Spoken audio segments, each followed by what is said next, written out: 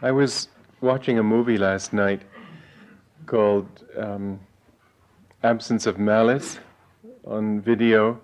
It's a movie which, if you don't know, it's about a newspaper series of articles that destroy the reputation of innocent people, driving one of them to suicide. And it reminded me of what we went through, not the being driven to suicide, but the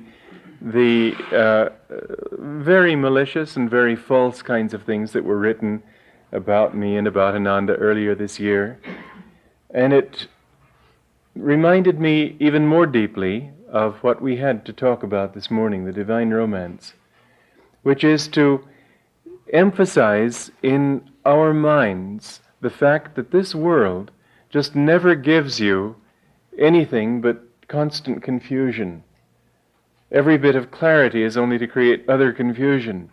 It just never ends. As Yogananda put it, it's living in this world is like trying to fix a leaky, rusty pipe. And you fix one leak and it just breaks out somewhere else. And again and again we find in the lives of those who have sought God that He has given them tests, not really to satisfy His curiosity as to whether they're worthy of Him or not. He doesn't need to know because He knows, but rather to bring out in them the strength that they need in order to climb another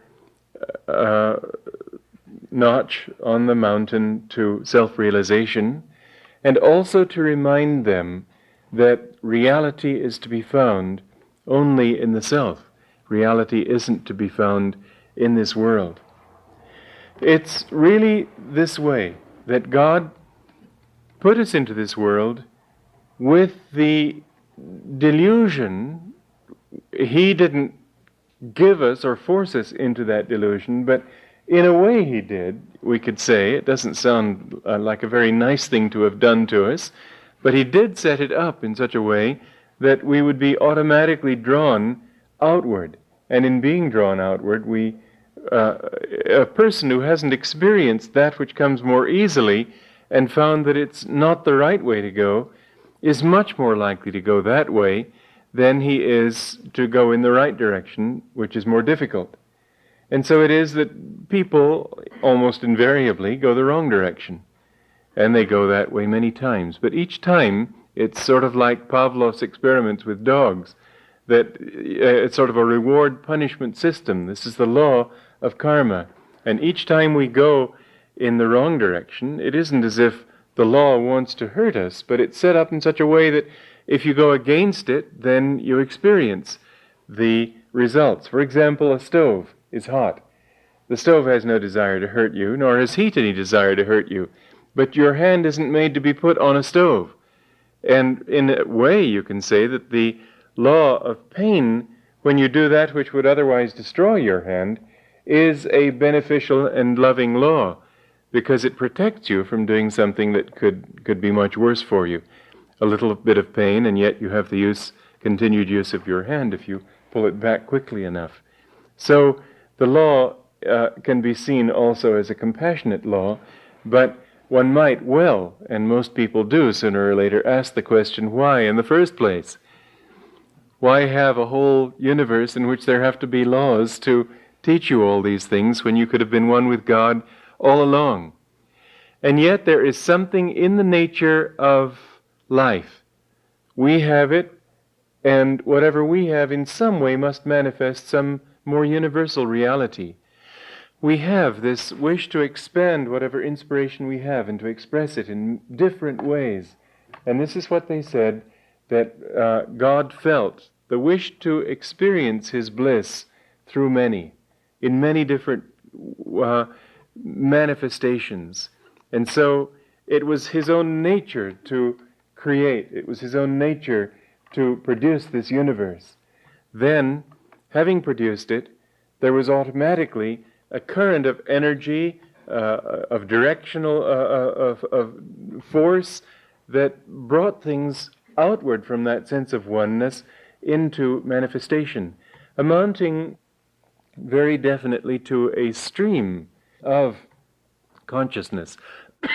When people get into that stream, and by very virtue of the fact that we have been brought into manifestation, makes us a part of that stream. The very fact of creating us puts us into that outward flow, which is what makes it easier for us to go outward. The very fact that we do this takes us automatically out into delusion, into involvement, into infatuation, into separateness from God. And in that, if we continue in that, and if we don't see very quickly, wait a minute, I'm losing my joy when I go too much outward, and I must keep my consciousness of this self within, if we go too much that direction, then we go all the way away from joy into great suffering and pain. All the suffering that mankind experiences all of it, comes from having gone outward from our true self and having gotten involved with this universe of manifestation. And the more we get involved, it's sort of like a stream which divides and divides and divides and divides. Finally, what you've got is a very weak flow. So those people who, in their ego, go very far away from that sense of oneness within, get very far away from joy and very deep into suffering. Suffering really is, as Yogananda put it, the absence of joy. That is to say, it doesn't have a reality in itself. But there is something within us that claims joy. There is something within us that knows that it should experience joy. And so when we don't, and to the extent that we don't, we experience what we consider pain. And it becomes more and more dry and therefore painful as we get further and further involved in it. So, that statement of Master's, suffering is the absence of joy, was edited in the sayings of Yogananda to suffering comes, people get into suffering because they lose joy or something like that. But the way he actually put it was much better philosophically. Suffering is the absence of joy. The way it was edited gives suffering a reality of its own that it doesn't in fact have. It's a lack rather than a separate reality.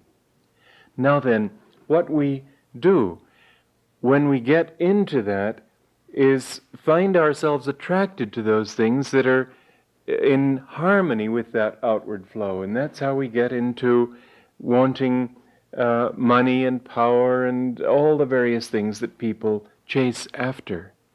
But bit by bit they find that they are getting more and more pain, even though what they're doing seems to be promising happiness. It doesn't give it to them. And so they begin to withdraw. Their first kinds of withdrawal come in the spirit of disappointment or even death, because we live many lifetimes, and even at death people sort of withdraw from it and feel that it wasn't really worth it. But all that time that we are playing this constant game of delusion, in the Indian scriptures they say it takes 5 to 8 million lives for the soul to reach the human level. And then you might think, well, having reached the human level, progress is very quick. Well, it would be if man didn't have the much, much greater capacity. In fact, he has a capacity animals don't have for going outside his own instinctual patterns. Animals are bound by instinct. A dog sees a car and just about has to run after the car. Kittens just have to play with a ball of yarn. But there is something about man that enables him to go outside that instinct. Animals, because of their instinct, also know what's good for them. When they're sick, they fast, and so on. Man doesn't know what's good for him. He'll eat just about anything. He'll do just about anything because of his having lost touch with his natural instinct, because of creating tastes that are so foreign to that instinct. He blunts the edge of his own conscience and his own inner guidance, and has the capacity, therefore, a capacity which he explores to the ultimate, of getting involved in one delusion after another. which the animals are spared because of their lack of mental freedom. And with that freedom, man can go easily 5 to 8 million lives more before he finally wakes up and discovers what he's really been looking for.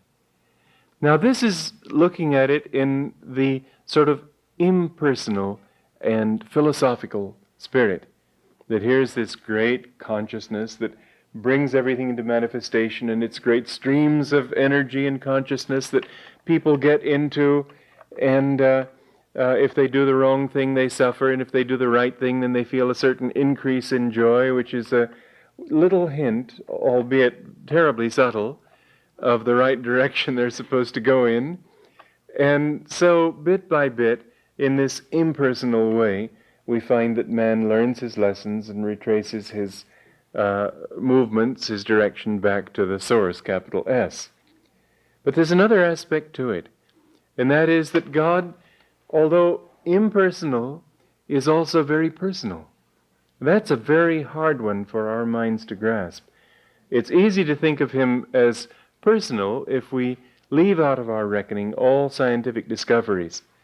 It becomes very difficult if we take into account the universe as we know it today. Very difficult to think of God as personal with each one of us when he has created hundreds of millions in fact hundreds of billions of stars and galaxies. And so we tend to think in terms like cosmic ground of being and other very dry abstractions that give us no longing for spiritual development. And yet if we read the lives of those who have attained this state, we find, first of all, that they all talk of love as the most important thing of all. Sri Yukteswar, who was an incarnation of wisdom, wrote in his book that love is God. God is love, and without opening up the natural love of the heart, man cannot take even one step on the path to God. And so, even those who have gone by the path of wisdom have emphasized love. The next thing we find with them is that they somehow have established a very personal kind of relationship with God. God may be in a form like Christ or Krishna or one of the avatars or the Guru, or just God as the Divine Mother or the Heavenly Father. And we find that this is a universal thing with them, virtually.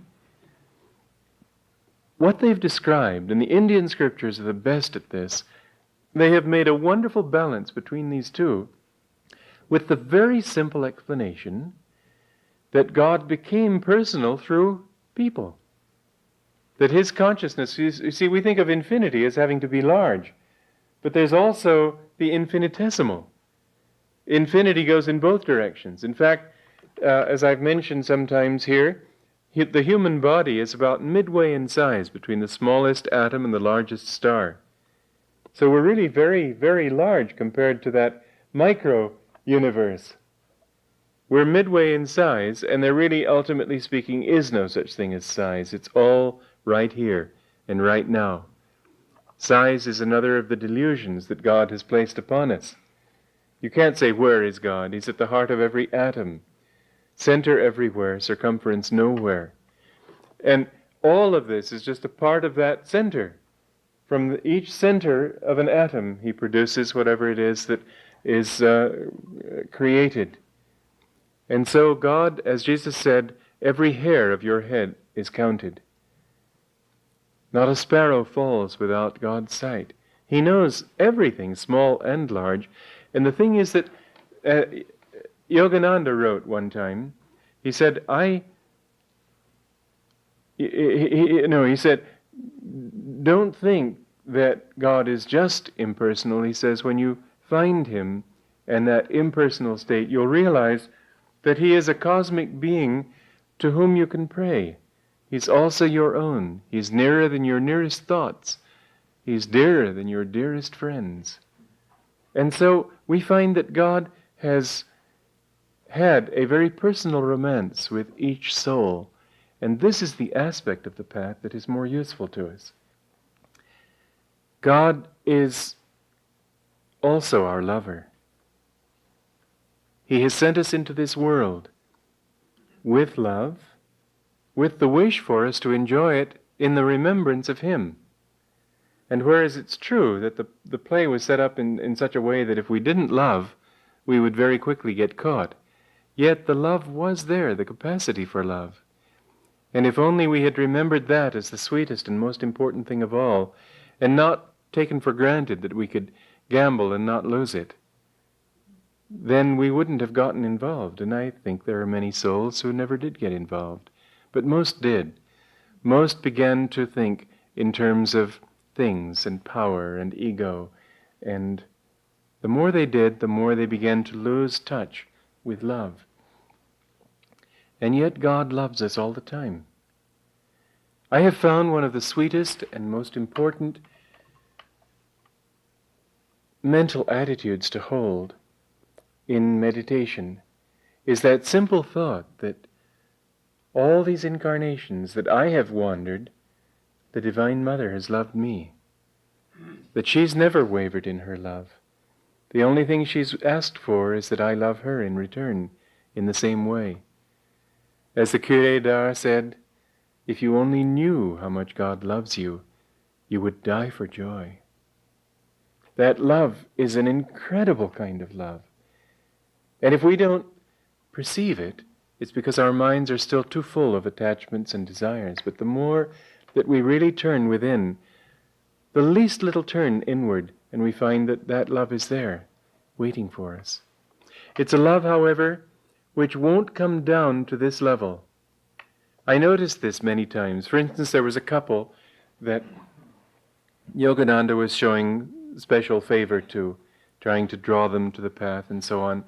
But the wife, not understanding the nature of his gift of love, sort of looked a little proud that he was showing special attention to her when all the rest of us were sitting around not being talked to in a group, for example. And she started looking proud. And I saw him looking at her with regret. He didn't scold her, but he wasn't going to come down to that level. He was trying to draw them both up to a higher level of love.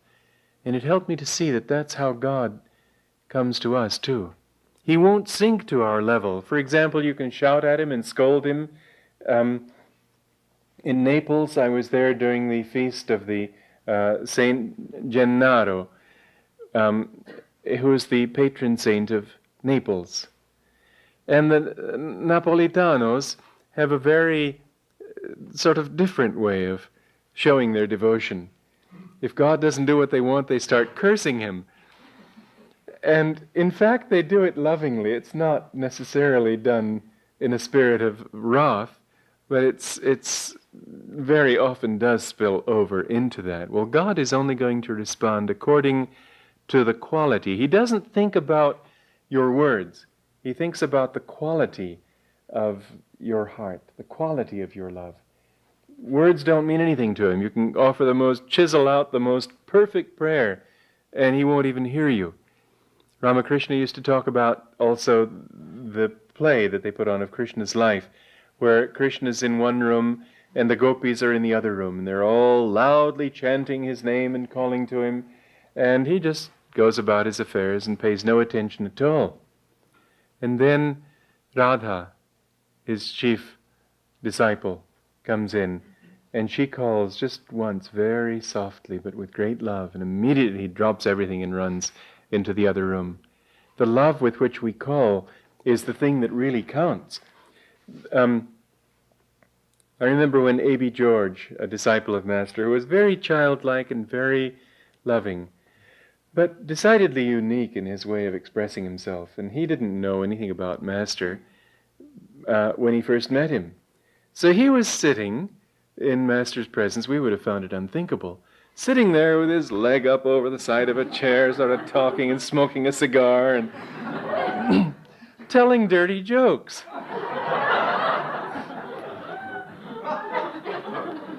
You'd have thought Master would like that, maybe. No, Master just laughed and hugged him.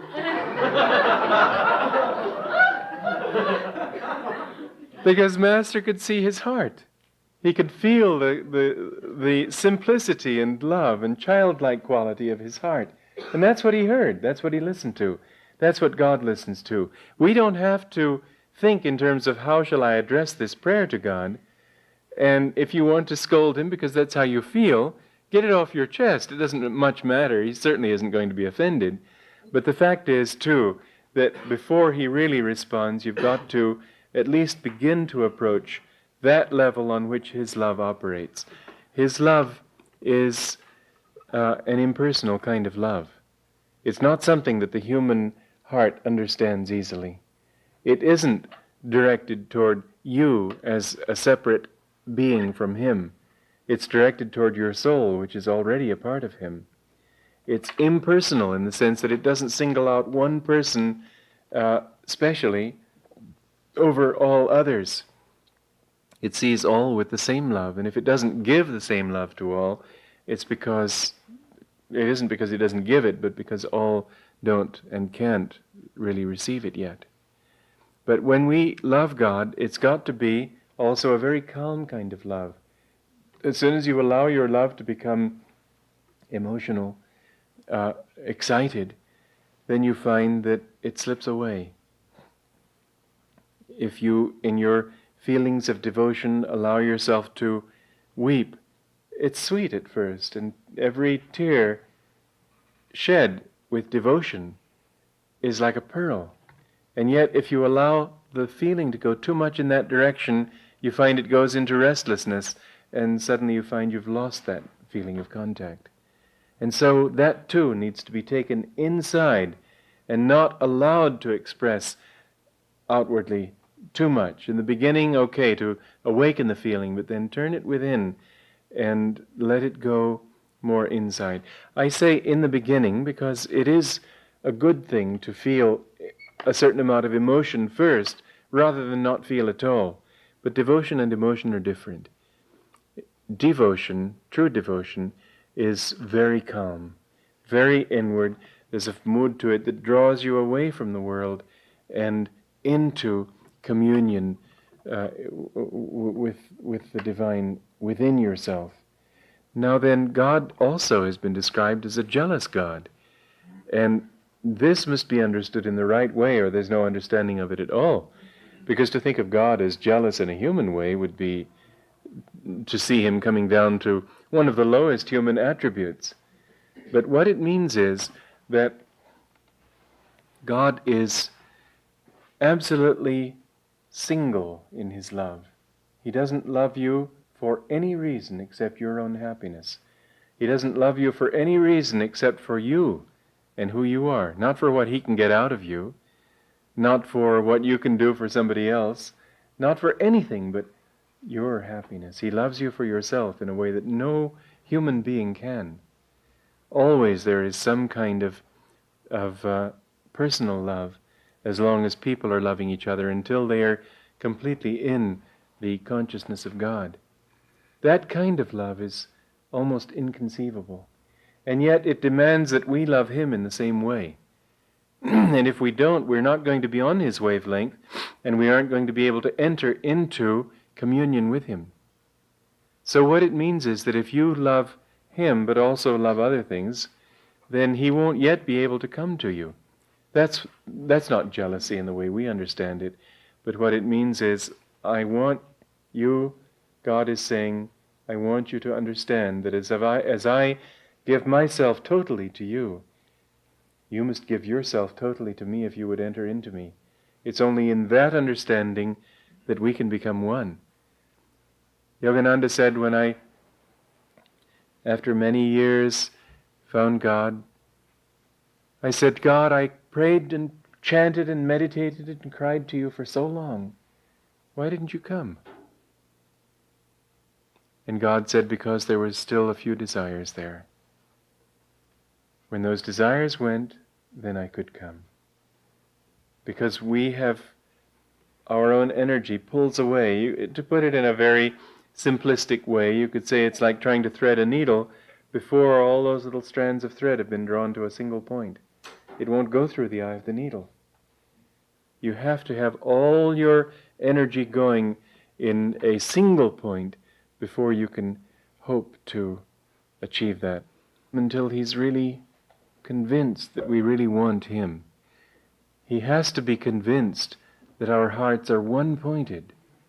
We have to love him in the way that he loves us. If there is still worldliness, materialism, then we can't get there. It's a divine romance. It really is. If you read a book on a love affair between a man and a woman, and how he meets this girl, and how he courts this girl, and she isn't sure that he loves her, and then there's separation and so on. How many times in our incarnations have we had some little closeness with God, and then we presumed too much on it and tried other things too and found that we'd lost it?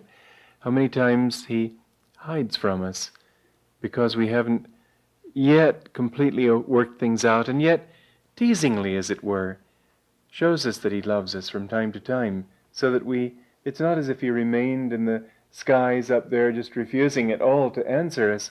He comes. Whenever we give him a little opening, he comes. But it's only a little tiny ray, rather than the whole amount. He will jealously guard his total love until we can enter into that love ourselves. He can't, in fact, give it to us. One time I prayed to Yogananda, help me to love you in the way that you love me.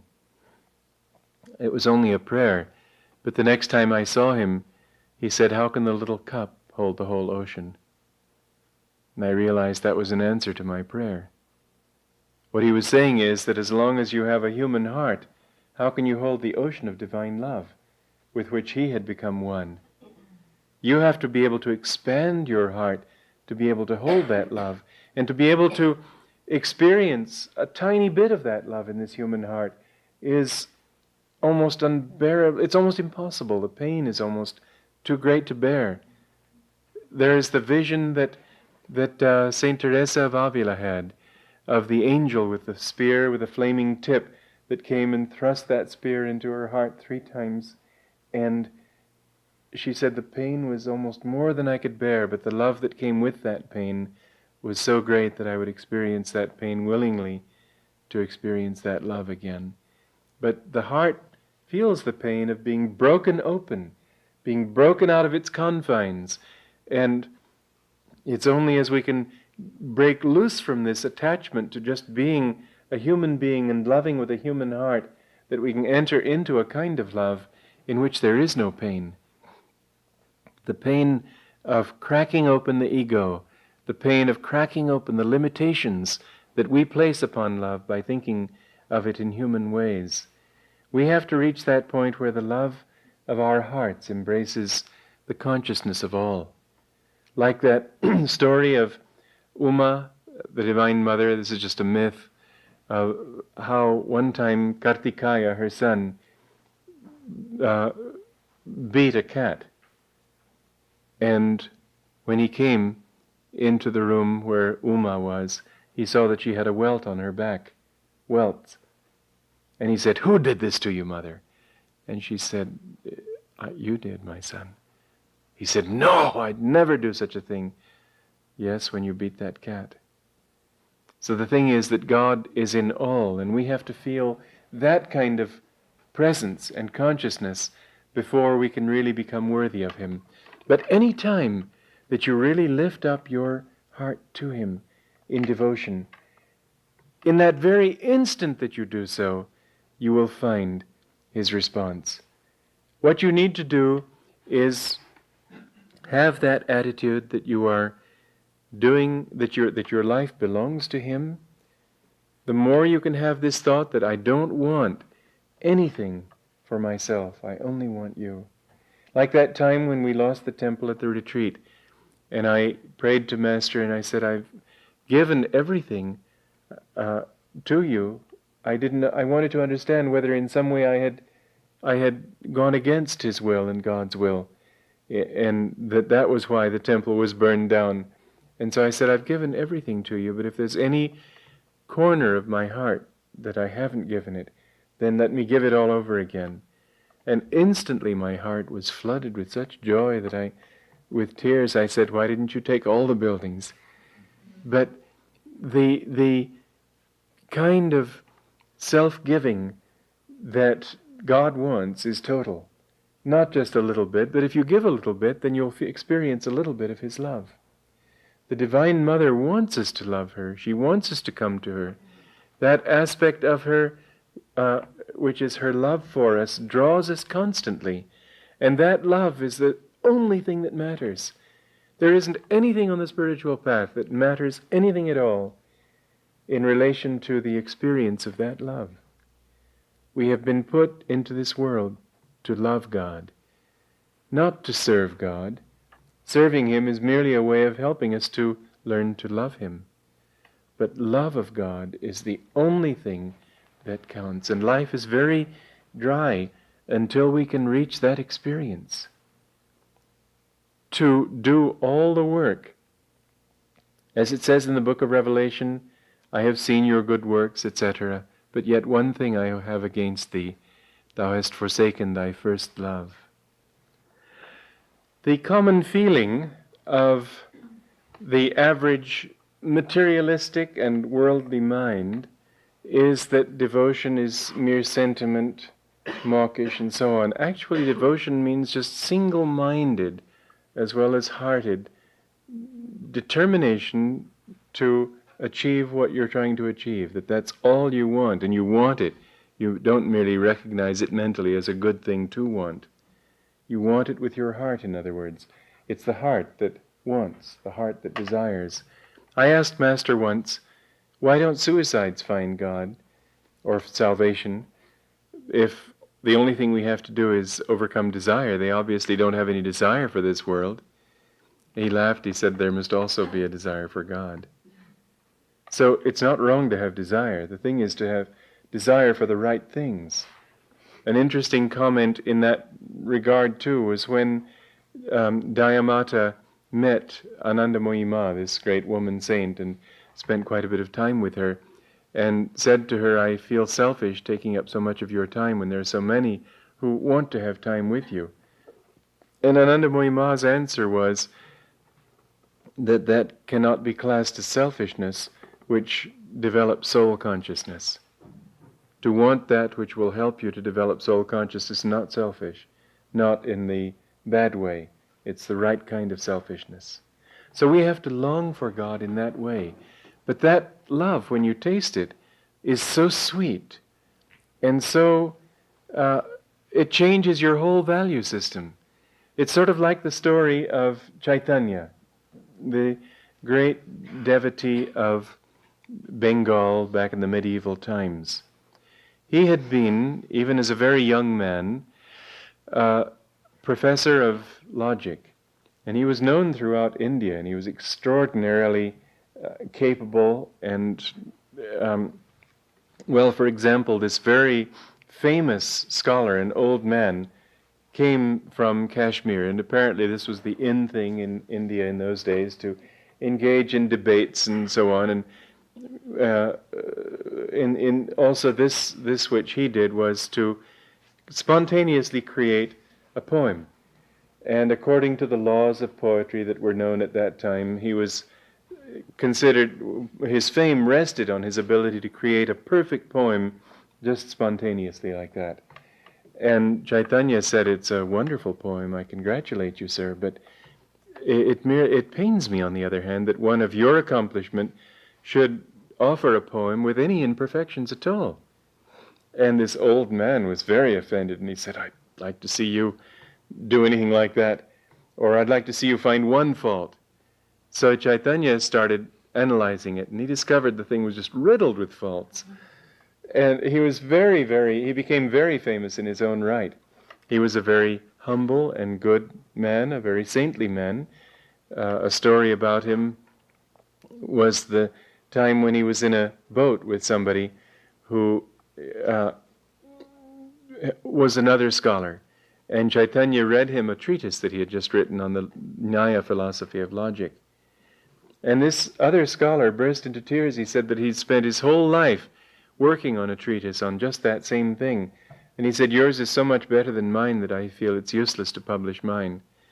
And Chaitanya dropped his manuscript in the river immediately, without even hesitating, so that that man wouldn't be deprived of what meant so much to him when it meant nothing to Chaitanya. Chaitanya, with this great logical brain, this very, very scholarly brain, went with a few friends on a pilgrimage to Gaya. And there he entered the Vishnupad temple there. And he saw the image of Vishnu's footprint. And suddenly he had a vision of Krishna. And his tears began to flow with devotion. And he felt that there was just nothing for him in his old way of life any longer. Every now and then on the way home to Navadvip from Gaya, he would just be incapable of going any further because he would swoon and go into ecstasy.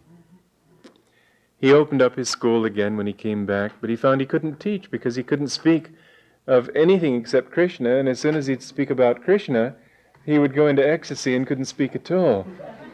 And so he finally had to just drop the school. And he began having friends over, and they would chant all night long. And he became known for his chanting and for his approach to God through chanting.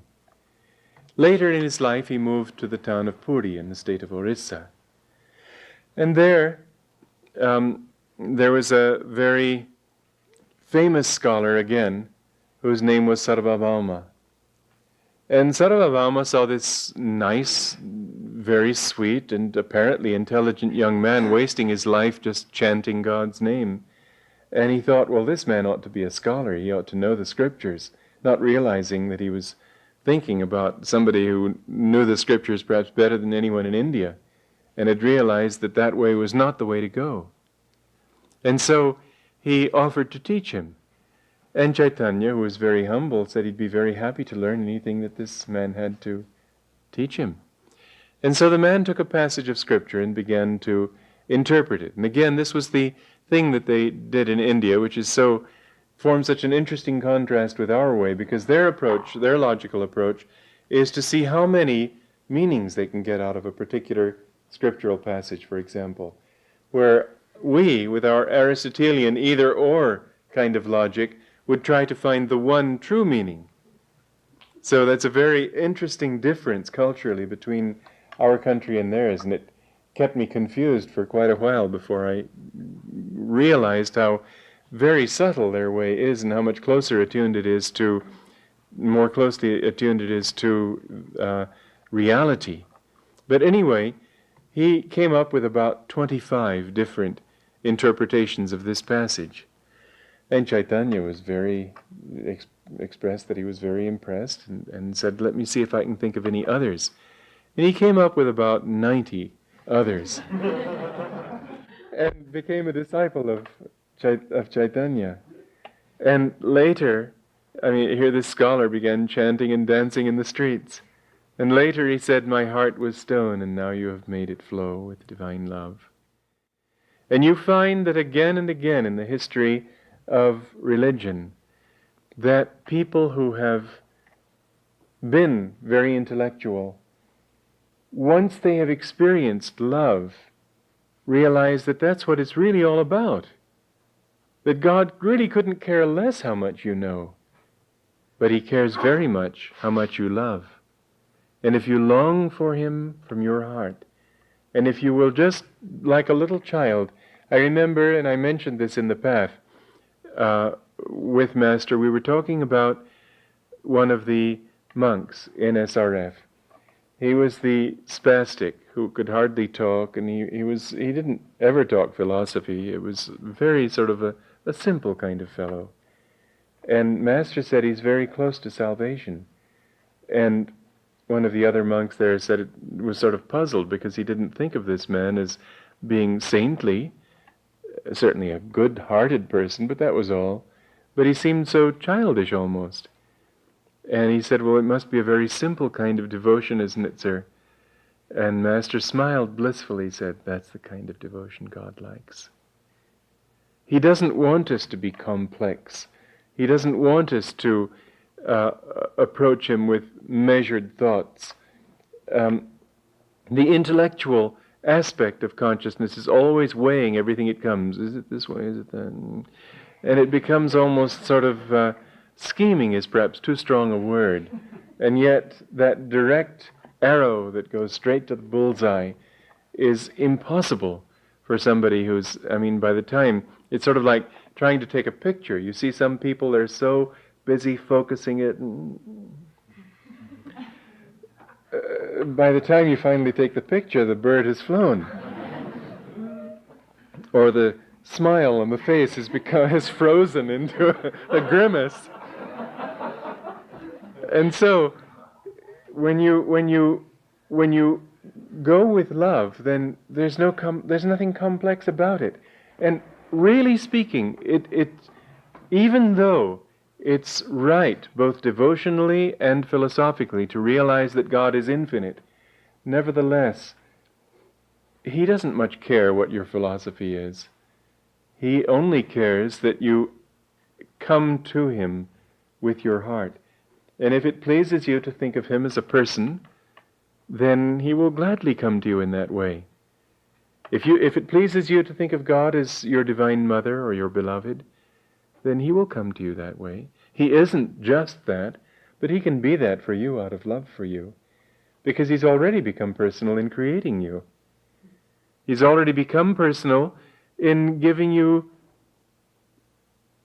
a mother and a father to love you, suckling you through your mother's breast, spanking you sometimes when you were naughty. But he's personal already. He's talking to you personally through me. He's listening to me personally through you. There is that aspect to it, and if this is how we love God, remember that story that Master tells in the autobiography of the three hermits? It's a story of Tolstoy's. The three hermits were praying to God, but they didn't know the orthodox prayers. They never went to church. They were too busy praying. And so they invented a prayer of their own, and their prayer was, "We are three, thou art three, have mercy upon us." And it was an inadmissible prayer, theologically.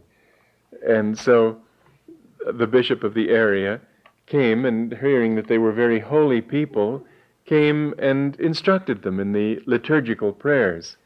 And they were very grateful to hear these prayers, and they thanked him, and they went to kneel and say their prayers, and he went off feeling he'd done a good job. And he was in a boat going from their little island when suddenly he saw these three men running across the water, catching up with the boat, and they said, "Your worship, please help us, we've forgotten the prayers you taught us." And the bishop said, "Never mind, go back to your own."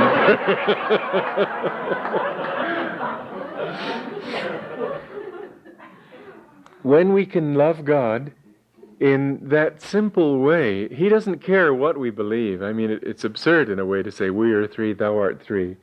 But it's what turned them on, and that's all that mattered. Whatever you can offer that lifts your heart is what counts. When a little girl plays with a doll, you don't spank the girl and say, "Don't be absurd, that doll doesn't know what you're doing."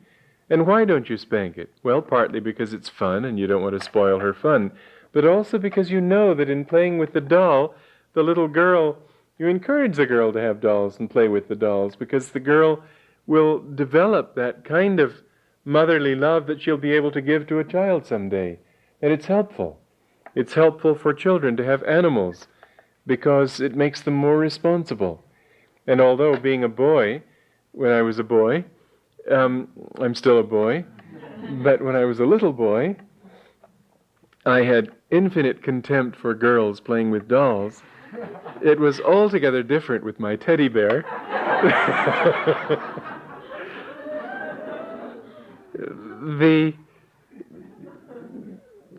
If we want to, for example, in India, some people will take the worship of Krishna in a very personal way, and they'll take the little baby Krishna as a little image, and they'll bathe it and put it to bed, and all these things.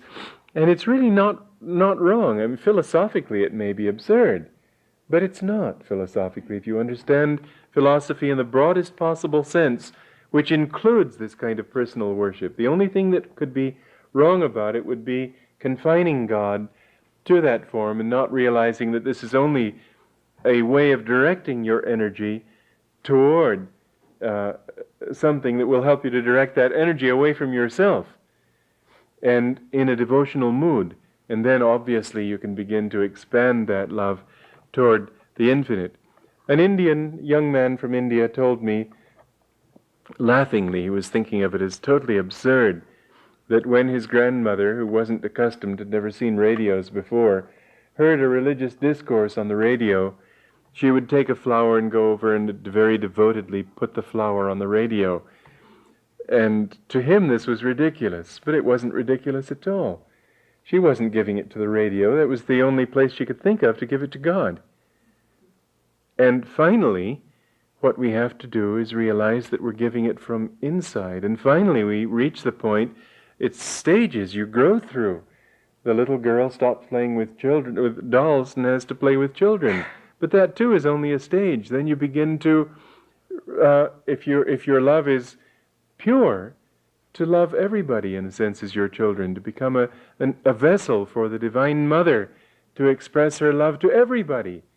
And when a woman loves people in this way, then she has fulfilled her womanhood, and not before. But even that isn't enough.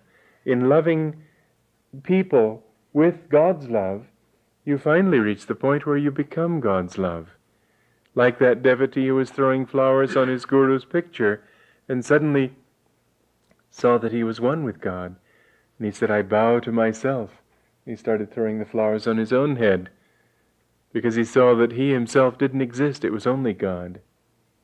Well, in this way, if we will give our devotion to God in any way that we can, but in a very simple way, to think of God, Master said God is just like a child. He wants you to be simple and straightforward and just without any kinds of the games that people play as they learn to grow up. What's the difference between children and grown-ups? It's very interesting to observe. Not size. If you look at a baby elephant, it may be bigger than you are. And yet somehow it still looks like a baby, doesn't it? You think of the cute little elephant.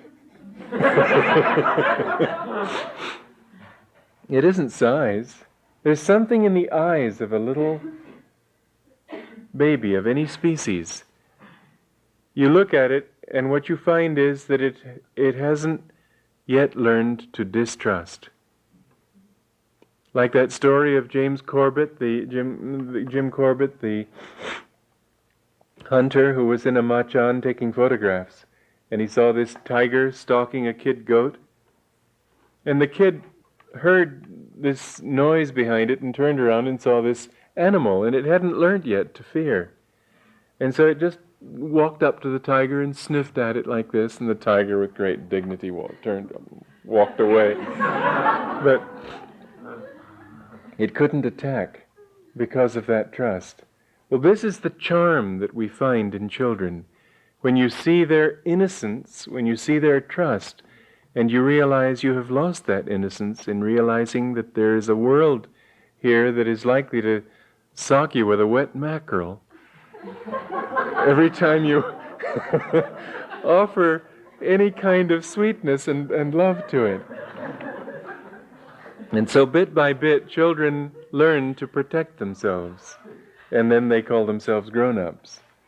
Well, what we've got to learn is to develop that level of trust that says, I don't care how many times I'm hurt, because I know that God loves me.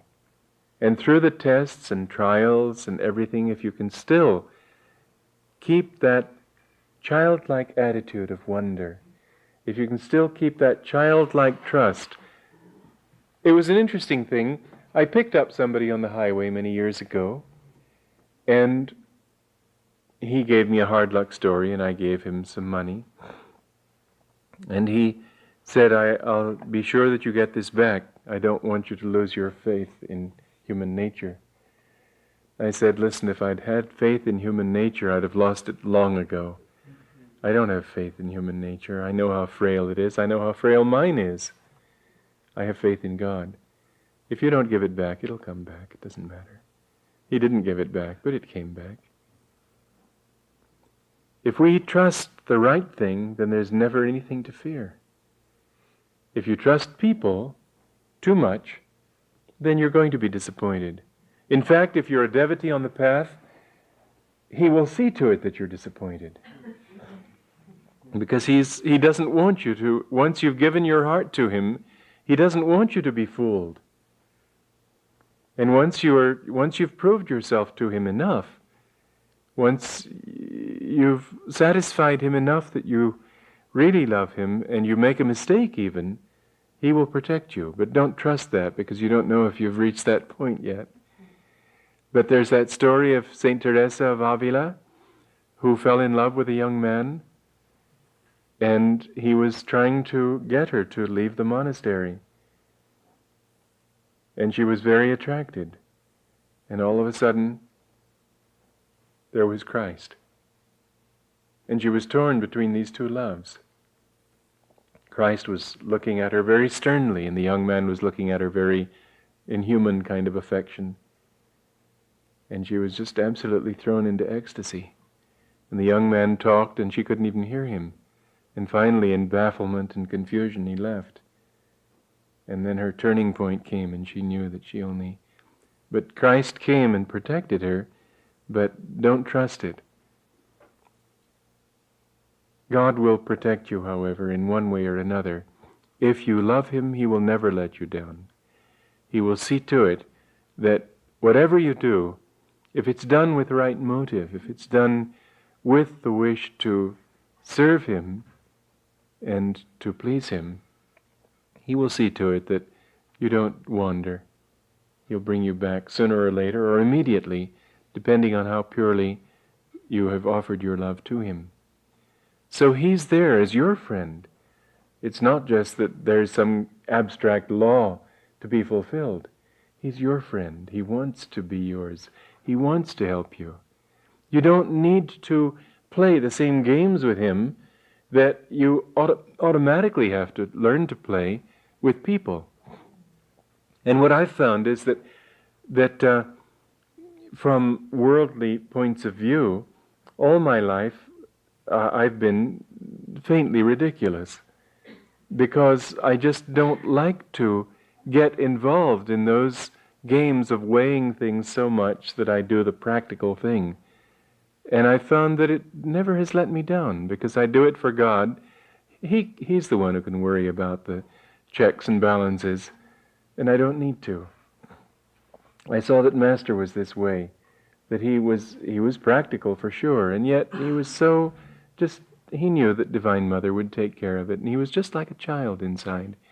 And when she got in tune with that side of him, it was a very strange thing, because there was an outside that was stern, and you could almost be afraid, his disciplining you and so on. But once you got into that inner side by just saying yes to him as he was, instead of weighing him as you thought he ought to be, then suddenly you found yourself in a flow that was so sweet and so tender and so totally trusting and trustworthy that you knew, and it was proved to you again and again, that there was absolutely nothing to fear, that he was your friend, and through him God was your friend.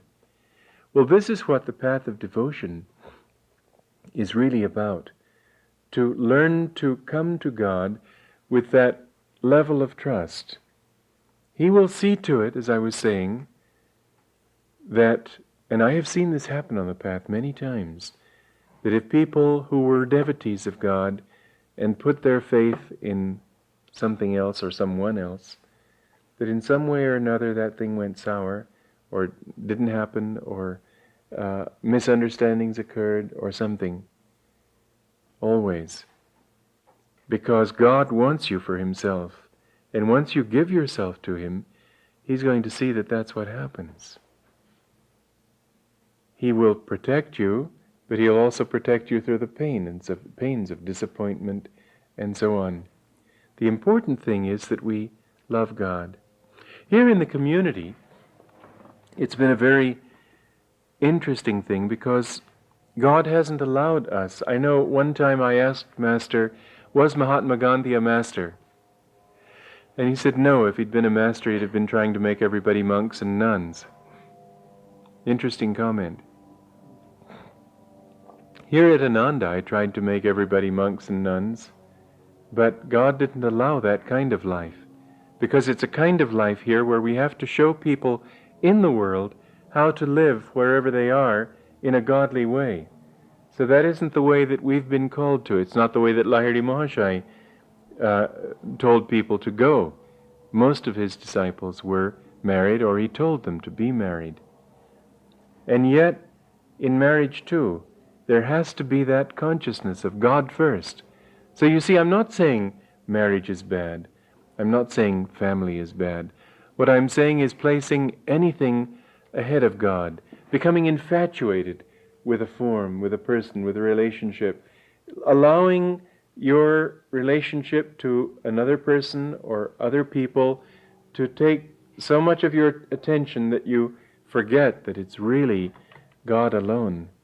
If you do that, then God will see to it that you learn, if you're sincere with Him, that you learn that that's not a part of the picture of your sincerity and therefore must be weeded out. You see, there are parts of us that are not sincere, even though other parts are. And not sincere in the sense that we may have a desire. That's lack of sincerity and devotion.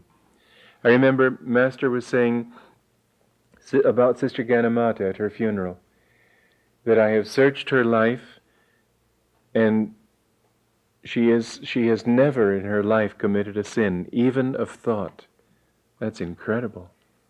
But then he looked at her son who was there, and he said, once there was a little bit of insincerity and devotion. And the son nodded, and I could get the picture, that there was some picture there where out of attachment for her son, there was a little bit less of dedication. Some test she went through, I don't know what it was, I can only assume. But it would be a very normal kind of thing, and extraordinary that was the only thing she experienced, and experienced it so little that it didn't reach the level of serious mistake, just a little bit of insincerity. But what was more interesting to me than anything to do with her life was the definition Master placed upon this as insincerity of devotion. That lack of total commitment, total desire, indicated a certain amount of insincerity. By that I have to say that we are all insincere in one way or another. And so that's the level on which I'm speaking when I say that we have to weed out the insincerity. We have to weed out that level of lack of total commitment before we can really come to Him. But if we're really sincere, basically sincere with Him, and we make a mistake, from whatever motive, sometimes it's good motive, sometimes it frankly isn't good motive, but whatever it is, if we're sincere, He will never let us down. He will always bring us back. And He may bring us back through disappointment, through pain, through different things. This is a part of His romance. It is not cruelty. And this is the point that people must understand. Whatever God sends you as a devotee, if you take it as coming from Him, it can really be, in fact, from Him. It is often directly from Him. There comes a whole new picture into play when you come onto the spiritual path. Master talked about Mr. Black, and he said he had some attachment to his son, and that was why God took his son from him during the war. Isn't that a strange thing? Why should God do something that cruel, you might say?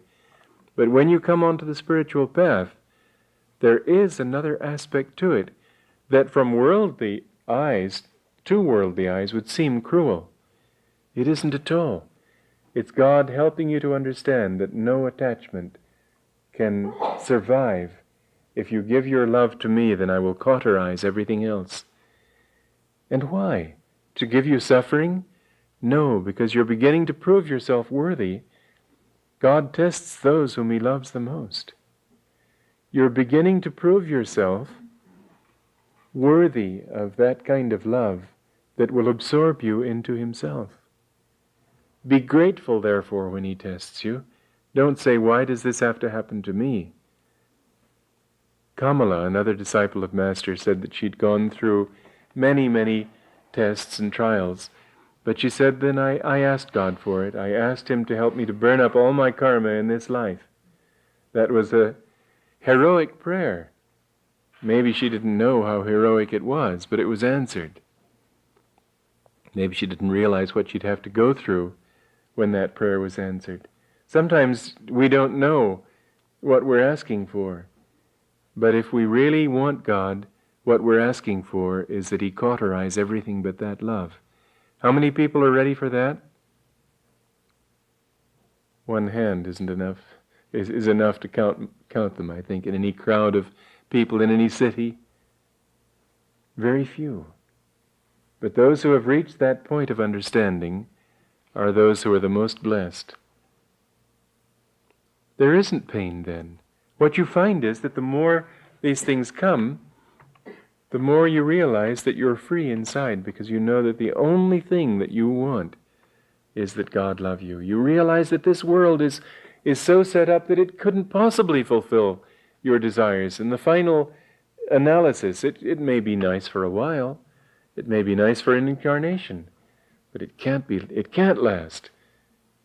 Because sooner or later you wake up and see that Master wrote a prayer or a poem or something, I forget just what right now, where he talked about how he saw himself in a vision as a king, very powerful and looked up to by everybody, and then another life where he was a beggar lying by the roadside and people passing him by with contempt. And he saw that this is the alternating fortunes of man, where a person can be an emperor once and a leper another time. And he said he saw that he no longer wanted to be anything except a lover of God. When we can love God in any circumstance that we're placed in, and it's possible to love Him in any circumstance. It isn't necessary to be monks and nuns, but those who can be are certainly spared a lot. To have that kind of relationship inwardly is what it's all about. So now, when you meditate, chant too. Master used to say that chanting is half the battle. I'm trying to create chants that will be good for group singing, like this one here that we sang first, because if we just sing the same line, melodic line, it's more for personal chanting, but with a group, there is, at least in our Western education, we have this sort of need for something more. And so I've tried to create something that would be very simple, that wouldn't take the mind into outwardness. I remember passing a church one time, and they were singing a hymn on a Sunday evening. And the minister, I heard him say, somebody pick up the alto, and we'll sing it again. And it was also sort of like Boy Scouts around a fire. And I didn't want that, and yet some little bit of that would take the mind inward instead of outward. Does it seem more, do you like it? Does it help? It seems so, doesn't it? And chanting, Master said, is half the battle. If we will chant with that kind of enthusiasm and devotion, and then when you meditate with devotion. I have seen that those people who meditate even many hours, meditate but without heart, meditate but without devotion. It's just in the mind. You can sit there for 8 hours a day, for years, and it won't feed your soul, it will feed your ego. You'll end up being proud of yourself because you've developed this power. You might indeed be able to develop powers, but what are powers? You might indeed be able to develop a very strong magnetism. What's that? No, what you want to do is love God. And then when you meditate, when you do your Kriya, whatever you do, love God with do your Kriya with love, with enthusiasm. You'll find that even with Hong So, it means literally, I am he, but you could think of it, I am thou, too. After all, we don't know the Sanskrit. And just feel that you're offering yourself with every breath at the feet of God, so that you do it with devotion. And you'll find that you go deeper into it that way. When you listen to the sounds inwardly, don't just listen to sounds. Feel these sounds represent God.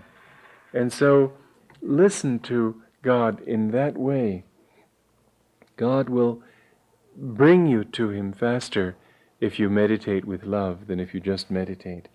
He will bring you to Him faster if you don't meditate but love. But the two together, how can He resist that? So, in your prayers, in your attitude, what should you love Him for? Love Him for love's sake. Most people love God for what they can get out of Him. This is still a very mercenary kind of love, or this thought that I've meditated so many years, you jolly well ought to have come by now. No, love Him unconditionally, even if it takes lifetimes. There's another story from the life of Chaitanya that I've told you, some of you, how he was telling different disciples how many lifetimes or when they would find God. Some he would say in this life, others 2, 3 lifetimes. And those to whom he said 2 or 3 lifetimes were looking very morose. And then one disciple who was very close to him said, "How long will it take me to find God?" And he said, "It'll take you 1,000,000 lives." And everybody felt just terrible. And besides, they'd had so much respect for this person. He seemed like such a good devotee, and yet 1,000,000 lives. What terrible karma he must still have to go through. So with this commiseration, they went on. I think it sort of killed the desire to ask any further questions, but they noticed a few minutes later that here this disciple was out on the porch dancing in ecstasy. And they said, "But didn't you hear the master, what he said?" And he said, "Yes, my brothers, come dance with me. Didn't you hear him promise I would see God? What do 1,000,000 incarnations matter?" And then Chaitanya said, "I was only testing him and wanting to show you of what metal a true devotee is made." And he touched him and he saw God right then. So when you have that kind of love for God that says, "I want Him now, but if it be His will, I'm willing to wait," so that you abide His will, that you love Him for Himself and not for you, that you don't meditate thinking, "What am I getting out of it, and when?" but you only think in terms of, "How can I please you?" It seems a bit absurd in a way to try to please God, who is all bliss. But we think in different ways when we think in childlike ways. And so how can I please you? What can I do that you would like? And you will find that if you approach Him this way, He will be much more likely to respond. Again, a thing that you do, if you have an attitude, as I've sometimes talked about in the spirit of service, if your service is not for God, but with God, when you include Him as a partner in everything that you're trying to do, you'll notice that there's a very different kind of sharing that takes place of sweetness. You will notice again and again in your meditation that if you don't feel His presence, if you don't feel in tune, it will be because there is some little corner of your consciousness in which you are still thinking, "I." It may be merely the disappointment that He hasn't come to you. Even that can be a thought of "I," as opposed to giving. The very prayer, "Come to me," can be done in 2 ways. One, sort of disapproving. The other of, "Why haven't you come?" but with so much love that you're willing to wait forever. But isn't it about time? You see, with love, you can say anything, the same words. Like A.B. George telling dirty stories and being understood, because it was his heart that Master was really hearing. When you pray to God that way, then you will see that it doesn't matter what you say. There was this story, and she had a special fondness for St. Joseph, the father of Jesus. And she had a little picture of St. Joseph, and she was taking him with her, and he was seeing to it that she was protected, and she would pat him like this. Her picture was in the pocket, and she felt she was patting Joseph. Well, of course she wasn't, and yet, of course, she was. It was her way of reminding herself that God was with her, and God did protect her. You will see that although philosophically perhaps a bit silly, spiritually it's beautiful. Don't worry about the philosophy of the thing. Just worry that you love him enough to take him with you and have him work with you in everything that you do. And then you'll find that the kinds of things that you do aren't really important. It's the spirit with which you do them. There comes the point in that of realizing that there isn't any work that's spiritual as opposed to other work that's unspiritual. All work can be spiritual if it's offered to God. All activities can be equally spiritual, like Brother Lawrence, who we have that book of his, Practicing the Presence of God. And he said he'd reached the point where he found that he could pick up a straw off the ground with the same kind of devotion that he felt when he was chanting God's name in the chapel. When everything that we do, we offer the energy of the doing to him, that is devotion. In other words, devotion isn't some sort of a sentiment. To some people whose nature is more inward, like Yogi Ramya, a disciple of Ramana Maharshi who was very highly advanced. When I looked at him, he seemed stern. He wasn't stern, and I was able to crack that exterior, but it was all inward. It wasn't outward. And he never showed it in an outward way. It was all just very deep and too deep for human expression. And yet that same kind of love was there. It isn't as if people are more devotional for shouting and crying and weeping God's name and so on. Mirabai was a great woman saint. Her husband was a much greater saint than she. She was a saint of devotion. He had great love, but he never expressed it at all. And she used to pray for his conversion because she thought he wasn't a devotee.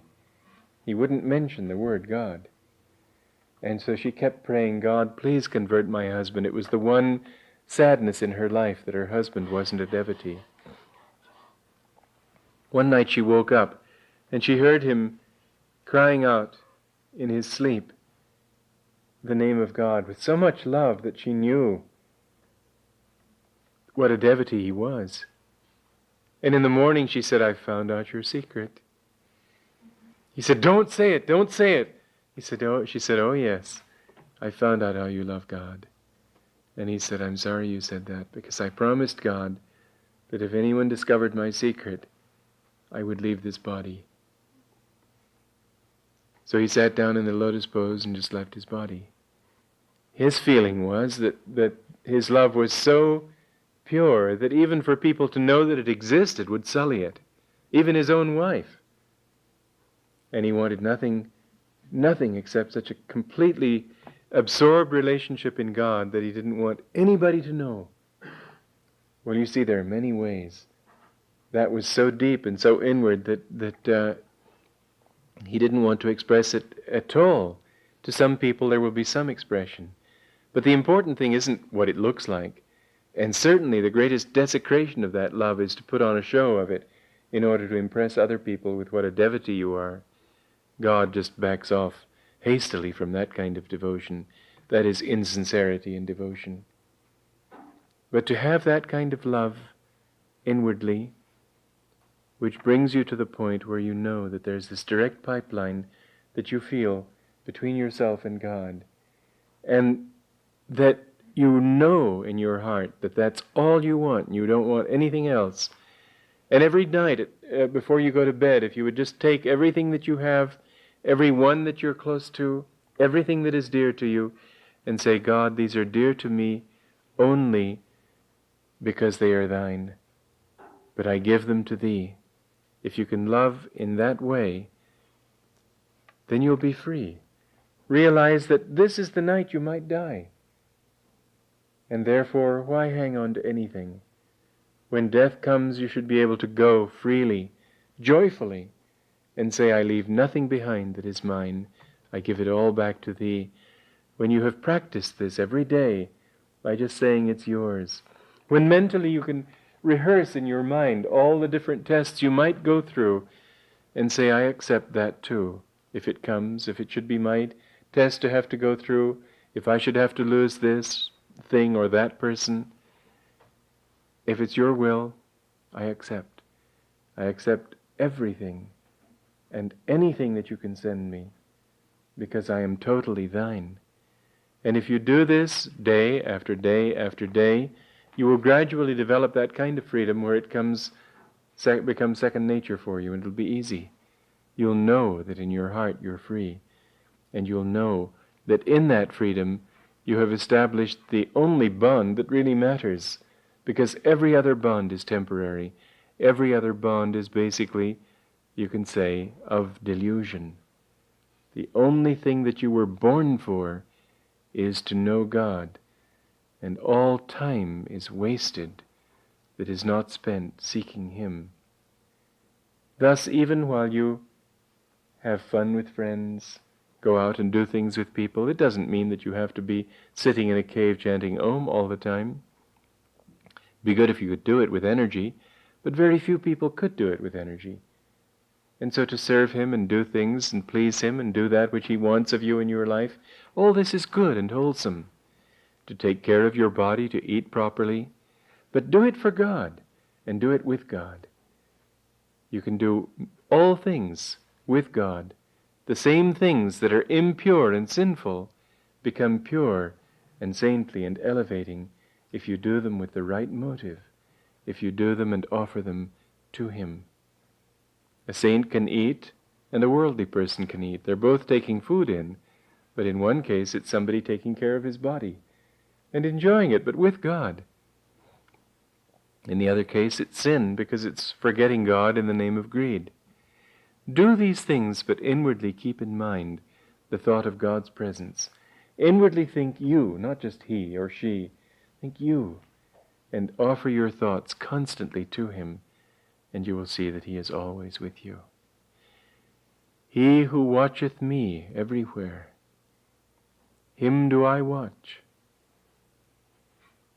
He never loses sight of me, nor do I lose sight of Him.